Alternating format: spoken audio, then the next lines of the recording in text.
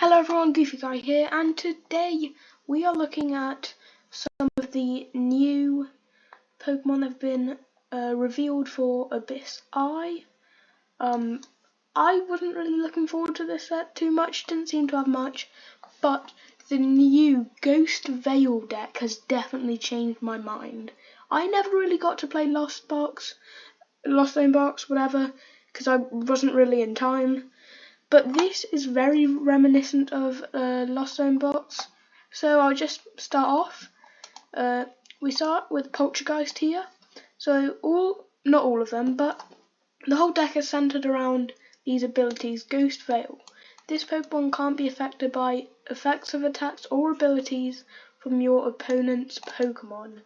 So, obviously, that blocks Dragapult, which is already very good. This attack isn't that important, just puts 1 damage count on your opponent's active Pokemon, but its evolution, Sinister, is where things get really cool. So, Sinister has the same ability, Ghost Veil, but its attack is when we start to get similar to Lost Box. It's called Match a Spin for 1 colourless. If you have 6 or more Pokemon in your discard with a Ghost Veil ability, place 4 damage counters on each of your opponent's Pokemon. Okay, that's really cool. 1 prizer, 1 energy, you get a lot of spread. But as we know, spread isn't all that good anymore without like TM Devo specifically. But don't you worry. Where is it? It is this Spiritomb. So it doesn't have the ability Ghost Veil, but its attack Soul End for 1 psychic energy states if you have 13 or more Pokemon in your discard with a Ghost Veil ability, choose 2 of your opponent's Pokemon and quadruple the number of damage counters on each of them. Quadruple! I don't think that word has ever been used in the Pokemon TCG on a card. This card is just so cool. You can spread damage around with Sinister, Poltergeist. I get them mixed up. And then you can go in the Spiritomb, take those big KOs. Because like damage output is what seemed like the deck was lacking. Maybe that's what you expected because it's like a 1 prize deck. But it is not lacking in damage at all. We have a Dhelmise here. Dhelmise seems to be getting some love recently from the Pokemon Company, being added to Unite and all. And it also has a card here, Regretful Rage. For 1 psychic, it does 30 damage, and if you have 4 or more Pokemon in your discard with the Ghost Veil ability, this does 140 more damage. 170 is knocking out a lot of Pokemon, a lot of meta-relevant Pokemon as well. You have your spread, what makes the spread better kind of, like more spread almost, and raw damage output. Honestly, I could just end the video there, convince you to all play this deck with me. We could all start a Ghost Veil crew, but what if I told you there is more? Shuppet also has the Ghost Veil ability.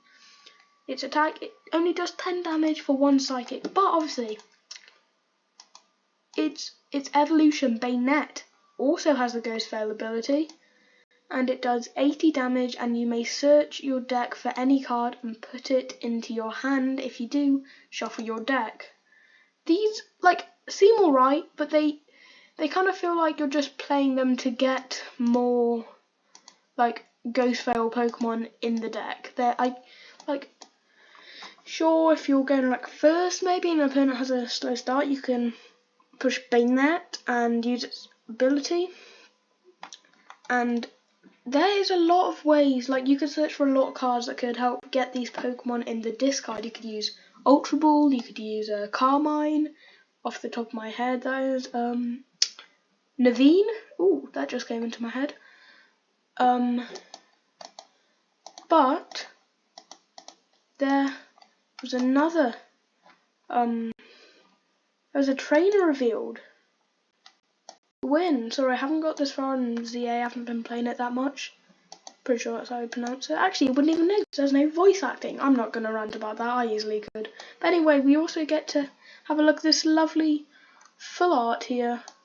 Anyway, so her ability, her effect. So the card states, discard up to 2 Pokemon from your hand, excluding any rulebox Pokemon. That doesn't matter. Draw 3 cards for each Pokemon you discarded this way.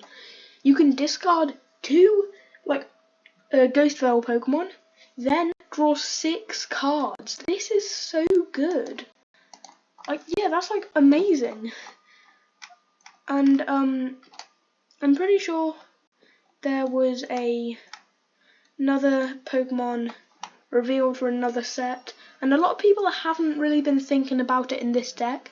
But there's a Psyduck, I believe. I might be completely wrong.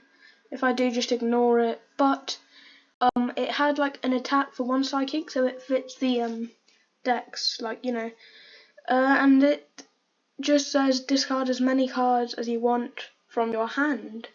Wow, that's great. Is it? I don't know. I might be really delusional, but I'm pretty sure that exists. Anyway, have I convinced you to play Ghost? Have I convinced you to play Ghost Veil? If I haven't, there's another deck that might fit your liking. Mega Chandelure EX. This was also revealed. It has the ability Curse Flame, and it's just like Spidops EX. Your opponent's active Pokemon's retreat cost is 1 more. And its attack, just like Spidops, also scales depending on how much, I don't know, colorless energy, is that what's in the retreat cost? Is in your opponent. I'm really sorry, I cannot speak right now. I'm speaking a lot without a script right now. But anyway, you get the idea. 130 damage plus 50 for each more colorless in your active Pokemon retreat cost. That's the best I'm going to be able to word it for right now. Also, something else to note with this deck, it's not just a stage 2 deck, well it is, but it has this support in Lampent, where you can search for 3 Lampent and put them onto your bench, not your hand, your bench. That's really good. You can just kind of spawn Lampent out of nowhere. This is kind of like the new Mega Delphox attack, like the Tatsugiri X attack. There's also Reuniclus with a similar attack, but this time you're not going off the top of your deck. You're looking through your deck for the certain cards you need and putting them down. This is really cool. And you also have a 1 prize attacker in Marshadow. It does 30 damage for each. Oh, I've got to do this again. Colorless in your opponent's active Pokemon's retreat cost. Wow, I might be excited for this set now, and even just 2 full arts got me quite excited, because this Chandelure, it's not great, but neither is Mega Chandelure. It's just a pretty nice card. It would still be great to pull this.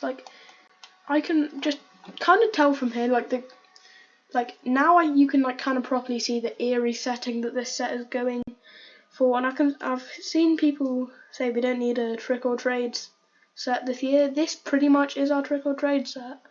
Nowhere near Halloween, but this eerie vibe, I'm actually really liking it. But what are your thoughts on the new Ghost Veil archetype? Do you think it'll see competitive play? I think it will. I think it will probably see competitive play. Even if it doesn't, I'm bringing this to some tournaments. There's going to be loads more vlogs because I do none. But I'm going to play this deck post-rotation. I'm probably going to start making lists soon because I'm just so excited. I want to play this as soon as it releases. But what are your thoughts? Tell me in the comments. If you had the choice, would you play Ghost Veil or Mega Chandelure? Do you think any of them will actually be good? Everything, tell me all that in the comments. Share with someone else. Like, ask for their thoughts. Like I said, I wasn't able to play Lost Box, so I'm really hoping this does end up being good because it's got a very similar feel. But the Lost Zone is still not being brought back. That needs to be brought back. It's my one complaint, Pokemon Company. Anyway, no complaints if you made it this far. Thanks for watching. Bye.